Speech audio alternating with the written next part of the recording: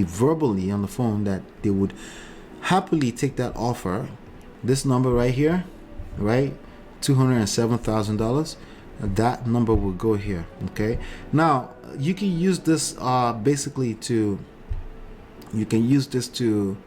I think if you're looking for a contract, I think PropStream has a contract in there as well. I just want to go under help. I think go under help and see if you can access it from there.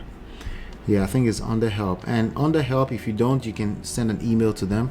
You can also chat with them, by the way, to give you access to a contract. Okay, that may look slightly different from this. It's basically the same thing. Okay, purchase price, put that price here. Payment of purchase price, you would basically, you can put this price less $10 here, or you can put the exact number there. It doesn't matter. A lot of this is mostly psychological, because again, if this seller backs out, yes, dare I say it, if they back out right now, even though they agreed to sell you the property, do you have the right to go after them? Yes. Is it beneficial for you to go after them? No, it's not worth your time. You need to be focused on data, contact, leads, contract. You need to be focused on that, filling that pipeline, and not trying to fight meaningless battles, right?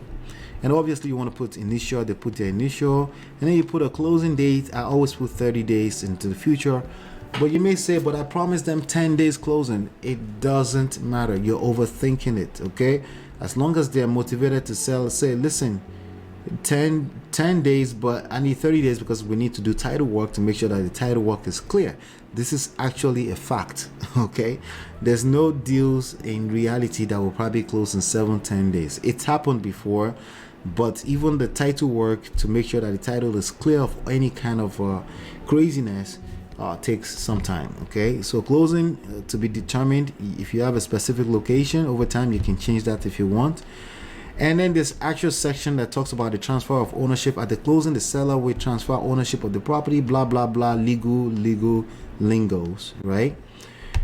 Basically the actual this is just the contract explicitly stating out the fact that the ownership of this property will be transferring over, the title ownership of this property will be transferring to another person, another entity.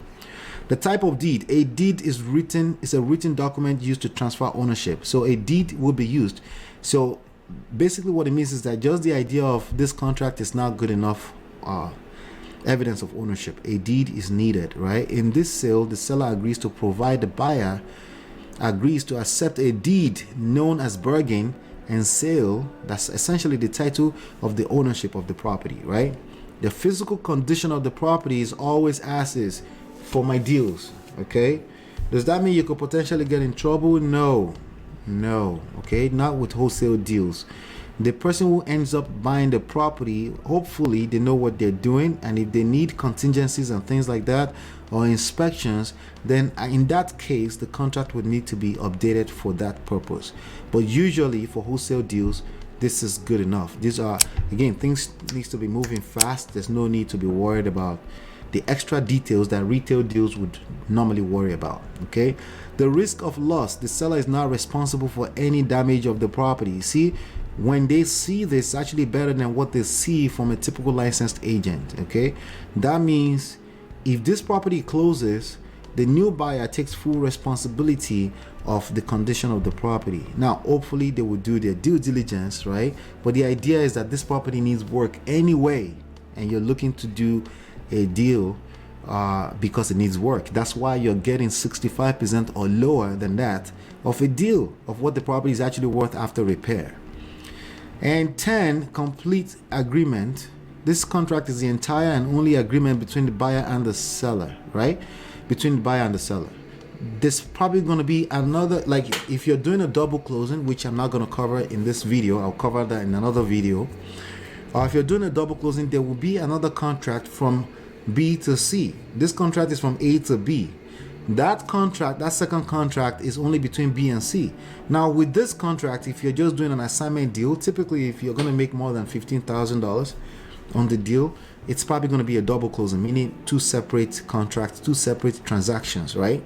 But if you're making less than $15,000, Most hard money lender or private lender will allow one contract, but with an assignment contract. The assignment contract simply says you are assigning there's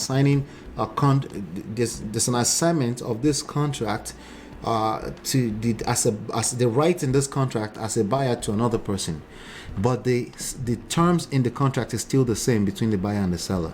You're just assigning your right as a seller, as a buyer to another, your right as a buyer to another person to be able to buy the deal, and that's what you're selling as a wholesaler. Okay.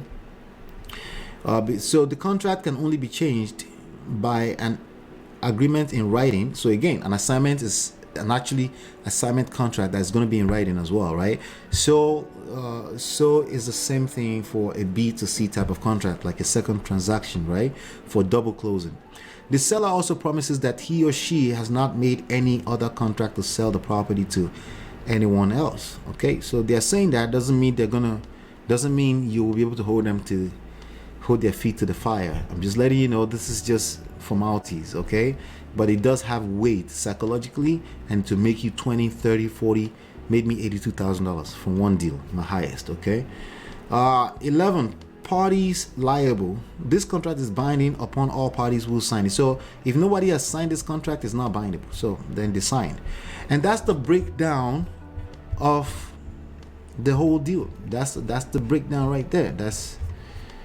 That's how quick and simple a real estate contract that you use for wholesale deals. That's how simple it is. Okay.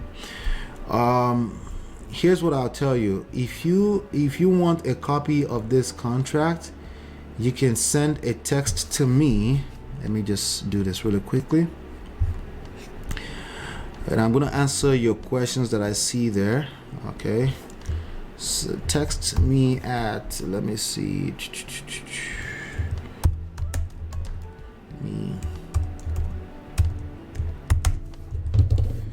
let's see, and you want to say contract in your text message, okay? You want to text me at 732 I gotta get that number, 517, okay? Because I know some of you may want to say, can we get a copy of that contract? If you want that, just give me up to 24 hours though. I'll get you a copy of the contract if you already don't have access to it. All right, so text contract, text the word contract to me at, there you go. There you have it right there, okay? So, and that's a United States number, just in case you're watching me internationally. If you are outside of the country, you can send an email to myEmpirePRO@gmail.com. 732-517-7532. All right, so let me see here. With your vast knowledge, would it be necessarily make it easier for you to do real estate in Africa? Absolutely, yeah. It doesn't give me an absolute, like I said, there are cultural things, localized ideas, ideologies, practices that I will have to pick up on